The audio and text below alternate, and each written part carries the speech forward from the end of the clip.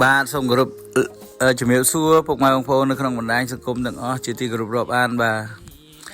នេះវីដេអូខ្ញុំឃើញកម្មវិធីគេល្អមួយក្នុងខេបខាត់ដោយយករូបថតរបស់យើងយកមកដាក់អញ្ចឹងពុកម៉ែបងប្អូនបាទយករូបថតរបស់យើងមកដាក់ទៅហើយបន្ទាប់មកវានឹងដើ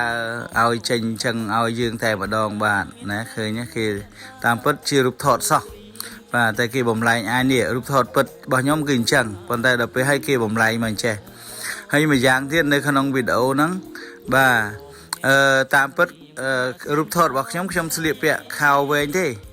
បាទអាវនឹងមួកនឹងខោវែងប៉ុន្តែដល់ពេលក្នុងកម្មវិធីគេបំលែងមកខ្ញុំតែជាខោខ្លីដោយសារអ្នកផលិតកម្មវិធីហ្នឹងអេបហ្នឹងដំបូងក៏គេស្លៀកពាក់ខោខ្លីអញ្ចឹងគេយកយើងមកឲ្យស្លៀកពាក់ខោខ្លីអញ្ចឹងដែរបងប្អូនបាទហើយមួយយ៉ាងទៀតការពិតនៅក្រៅខ្ញុំក្បាលពោះខ្ញុំអត់ធំអត់លយស្ទើរអញ្ចឹងទេ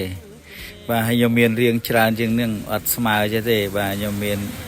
កប៉េះគូតមានអីសំរុំដែរគ្រាន់តែវាមុខមាត់វាមិនស្អាតអីសអញ្ចឹងណាបាទអញ្ចឹងអរគុណច្រើន